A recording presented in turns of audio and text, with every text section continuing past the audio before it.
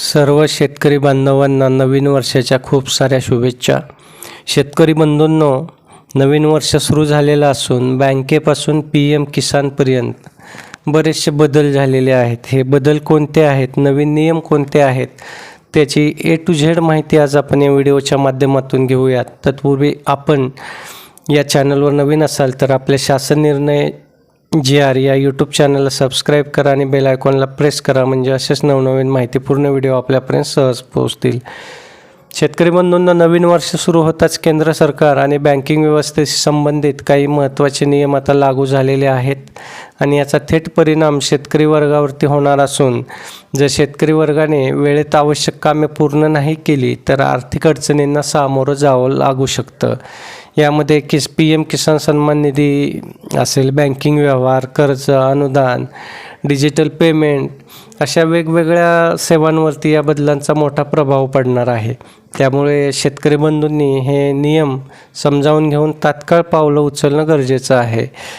आता पॅन आणि आधार लिंक नसेल तरीसुद्धा शेतकऱ्यांना अडचण होणार आहे. ज्या शेतकऱ्यांनी अद्याप पॅन कार्ड आधारशी लिंक केलेले नाही त्यांचे पॅन कार्ड 1 जानेवारीपासून निष्क्रिय झालेलं आहे. पॅन निष्क्रिय झाल्यास बँकेत नवीन खातं उघडता येणार नाही, मोठे आर्थिक व्यवहार करता येणार नाहीत आणि IT रिटर्न भरणंसुद्धा अशक्य होणार आहे. अनेक शेतकरी आता शेतीसाठी कर्ज, अनुदान आणि शासकीय योजनांचा लाभ घेतात. अशावेळी पॅन कार्ड निष्क्रिय असल्यास कर्ज प्रक्रिया थांबू शकते. त्यामुळे आधार पॅन लिंक करणे अत्यंत गरजेचं आहे. PM किसानसाठी डिजिटल फार्मर ID अनिवार्य करण्यात आलेला आहे. PM किसान सन्मान निधी योजनेअंतर्गत शेतकऱ्यांना दरवर्षी 6,000 रुपये दिले जातात. मात्र आता या योजनेचा लाभ घेण्यासाठी डिजिटल फार्मर ID अनिवार्य करण्यात येत आहे. हा ID नसेल तर पुढील हप्ता थांबवला जाऊ शकतो. अनेक शेतकरी या ID बाबत अजूनही अनभिज्ञ आहेत. कृषी विभाग, सेवा केंद्र किंवा तालुका स्तरावरती हा ID तयार करून घेणं आवश्यक आहे, अन्यथा आर्थिक मदतीपासून वंचित राहू लागू शकतं. तसंच डिजिटल व्यवहार करताना अधिक सावधगिरी आवश्यक आहे. आजकाल शेतमाल विक्री, बियाणे खरेदी, अनुदानाचे पैसे मिळणे हे व्यवहार डिजिटल पद्धतीने होतात. मात्र आता ऑनलाईन व्यवहारांमध्ये सुरक्षा वाढवण्यासाठी 2 फॅक्टर ऑथेंटिकेशन अधिक कडक करण्यात आलेलं आहे. म्हणजेच OTP, बायोमेट्रिक किंवा अतिरिक्त पडताळणी करावी लागणार आहे. ही प्रक्रिया थोडीशी किचकट असली तरी फसवणूक टाळण्यासाठी ती महत्त्वाची आहे. शेतकऱ्यांनी मोबाईल क्रमांक अपडेट ठेवणे आणि कोणालाही OTP सांगू नये, या गोष्टी लक्षात ठेवणं गरजेचं आहे. या व्यतिरिक्त SBI, HDFC, PNB यांसारख्या बँका मुदत ठेवी आणि कर्जाच्या व्याजदरात बदल करण्याची शक्यता आहे. याचा परिणाम थेट शेतकऱ्यांच्या पीक कर्ज, ट्रॅक्टर कर्ज किंवा गृह कर्जावरती होऊ शकतो.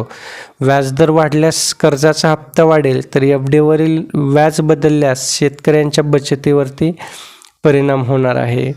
मित्रहो, सर्व शेतकऱ्यांसाठी या ठिकाणी माझं आवाहन आहे की नवीन नियमांमुळे आपण निष्काळजीपणा टाळणं आवश्यक आहे.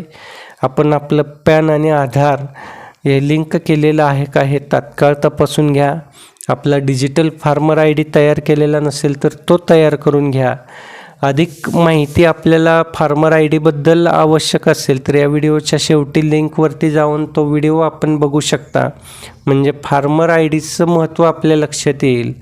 या व्यतिरिक्त बँकेचे व्यवहार करताना शेतकऱ्यांनी अधिक सतर्क राहायचं आहे आणि कर्ज व FDचे दर तपासून आपण आपलं योग्य प्रकारे आर्थिक नियोजन करायचं आहे. शेतकरी बंधूंना व्हिडिओ आवडला असेल तर व्हिडिओला लाईक करा आणि जास्तीत जास्त शेतकरी मित्रांपर्यंत हा व्हिडिओ शेअर करा, फॉरवर्ड करा, म्हणजे त्यांच्या या नवीन बदललेल्या नियमांबद्दलच्या ज्या काही गोष्टी आहेत त्या सर्व लक्षात येतील आणि त्यांचं गांभीर्य त्यांना लक्षात येईल व त्याचं महत्त्व पटेल. तसंच आपण आपल्या शासन निर्णय GR या यूट्यूब चॅनलवर नवीन असाल तर चॅनलला सबस्क्राईब करून बेल आयकॉनला प्रेस करा, म्हणजे असेच नवनवीन आणि माहितीपूर्ण व्हिडिओ आपल्यापर्यंत सहज पोहोचतील. धन्यवाद.